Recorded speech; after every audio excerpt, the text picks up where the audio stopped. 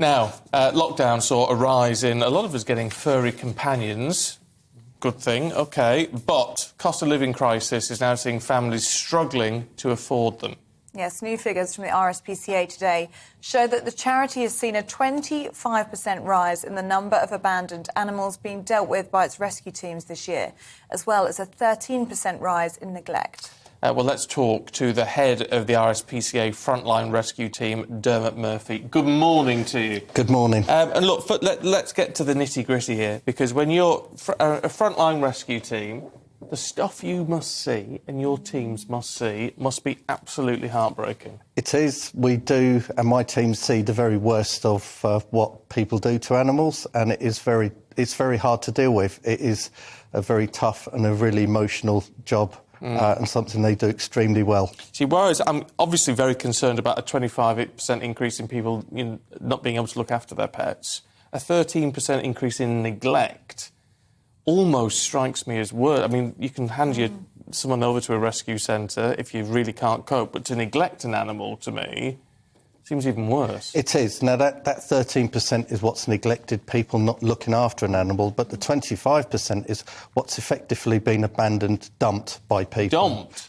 Yeah, absolutely. Dumped by owners. We've got puppies, kittens, cats, adult dogs, ferrets, rabbits, you name it. My teams have been picking that increase up over the last year, and it is having quite a significant impact on the RSPCA. And who are these people that are abandoning their animals? Is it people that perhaps bought them in COVID, perhaps maybe didn't do their homework, didn't realise what a responsibility or how costly having an animal would be? Is that what's led to this, or is it something else? It's a whole number of factors. So it's partly cost of living, it's partly people that took on, especially dogs during the pandemic, and didn't realise the lifetime commitment, or else couldn't be bothered, decided now as things have got back to normal that that's too much to deal with, and have dumped them.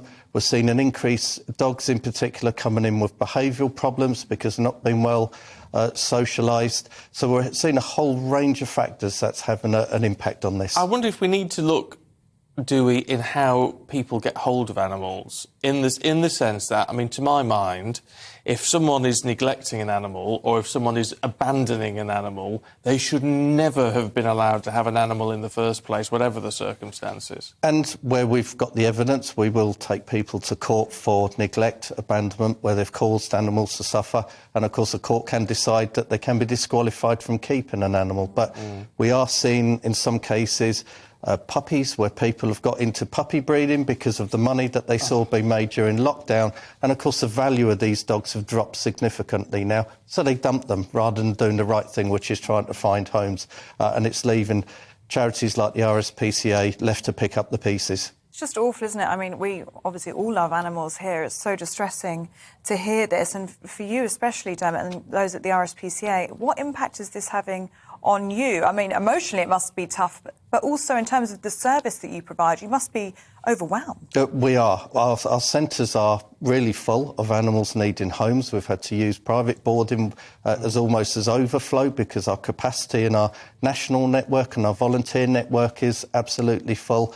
It's the emotional trauma as well, to our staff having to deal with that, but also our cost base as well, because everything we now deal with, whether that's veterinary costs, vehicle costs, everything, fuel has gone up, feed, boarding costs, everything has gone up significantly. And with that, we've then got this massive influx and increase of animals. Well, look, so more donations, of course, always welcome for the RSPCA and other animal charities as well. But if there are people out there who are looking for a pet, who are proper animal lovers, who have thought about what they're going in for and the commitment they're undertaking, rescue pet. Go for a rescue pet, not just through the RSPCA. Obviously, look at our website, but there's some excellent animal welfare charities all in the same position with lots of animals that are looking for loving homes. Yeah.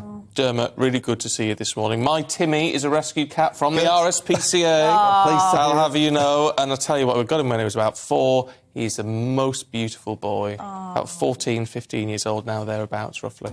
And, you know, and I often find with rescue pets that they almost know you've done them a favour, and they seem so affectionate.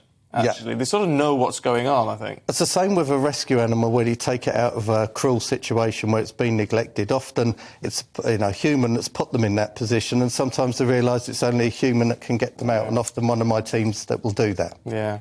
Oh, Dermot, really good to see you this morning. Really Thank you. Thank you. Breaks your heart, doesn't it? It's just awful. Human beings can be blooming awful at times.